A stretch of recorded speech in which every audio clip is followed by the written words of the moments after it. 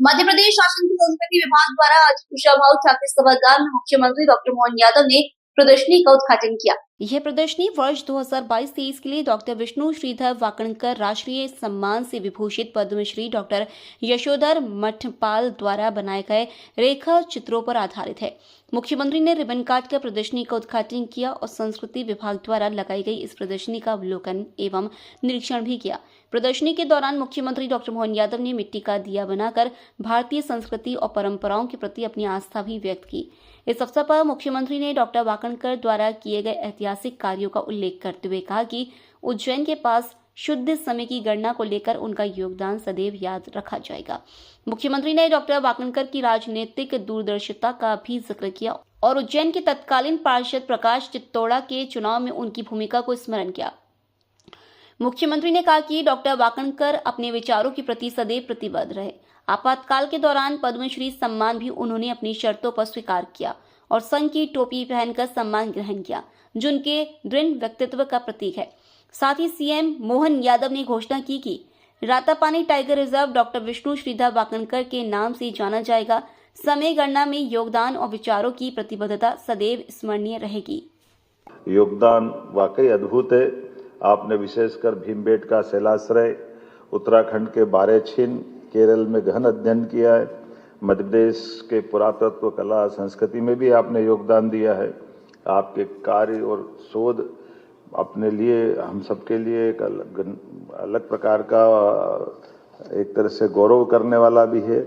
मानव संग्रहालय में भी आपने काम किया है और अपने बलबूते पर उत्तराखंड के अंदर भी एक बड़ा संग्रहालय स्थापित निजी स्तर पे किया है। मैं आपका भी वंदन करता हूँ, अभिनंदन करता हूँ। सच में मध्य प्रदेश सरकार आपके माध्यम से गौरवान्वित होती है इस नाते से कि जब हम आपसे इस तरह के इस पूरे आयोजन के साथ आपको सम्मानित कर रहे हैं, तो मैं माननीय प्रधानमंत्री जी को भी धन्यवाद देना चाहूँगा। जोरदार अभिनंदन माननीय प्रधानमंत्री नरेंद्र मोदी जी का। नरेंद्र मोदी जी के भी इतने प्रकार के काम है, इतने सारे तरीके से सोचते हैं, क्या क्या कैसे कैसे करते हैं, अपनी आंखों के सामने दिखाई देता है। चमत्कार के चमत्कार तो सरकार बनाने का ही, कोई सोच नहीं सकता था कि अपने बलबूते पर अभी तक 30 साल से जो गठबंधन की सरकार बनती आई थी, 2014 में अपने बलबूते पर एक दल की सरकार पूर्ण बहुमत की बनाने का, आजादी के बाद अपोजिशन का उनका रिकॉर्ड भी भारत के लोकतंत्र का बड़ा रिकॉर्ड है। ये हमारे लिए 2014 का, और जिसने एक बार सरकार बनाई, दूसरी बार वो दौर ऐसा था कि टिकते ही नहीं थे। बड़ी मुश्किल से 24 दलों से सरकार अटल जी ने शुरुआत की थी, लेकिन उस मिथक के बाद मनमोहन सिंह जी ने भी यूपीए की सरकार बनाई, लेकिन मोदी जी ने न केवल 14 में बनाई बल्कि 14 तक बनते बनते 19 में उन्हें पाकिस्तान को घर में घुस के मार करके हमारे देश के दुश्मनों से, आतंकवादियों से निपटने का तरीका भी भारत का कैसा होना चाहिए, ये नया दौर दिखाया। माननीय मोदी जी को धन्यवाद एक तरह से उस दौर के लिए। जब हम कला, संस्कृति, इतिहास, पुरातत्व तो इस सब की बात करेंगे, तो ये कामों के साथ साथ एक पुरातत्व का भी बड़ा काम कर रहे हैं। वो बड़ा काम ये कि आज से 1000 साल पहले 11 जनवरी 1000 साल पहले जब महमूद गजनवी ने सोमनाथ के मंदिर पे अपने ढंग से हमारे आराध्य को, मंदिर को ध्वस्त करने का, उस समय के इतिहास का एक कलंक लगा था और बड़ा खराब घटनाक्रम था। और तमाम प्रयास के बाद में भी हमारे लोग उस मंदिर को बचा नहीं पाए, बड़े पैमाने पे बलिदान हुए।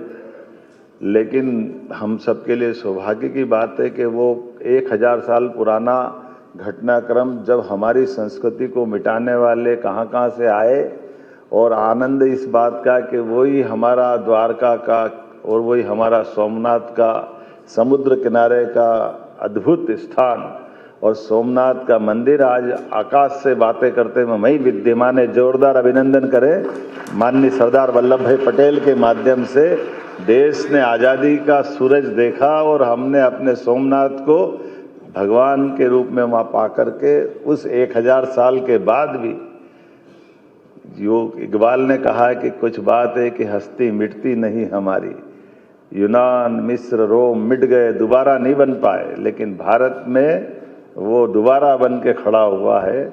मिटाने वाले मिट रहे हैं, लेकिन हम अपनी जगह खड़े हैं।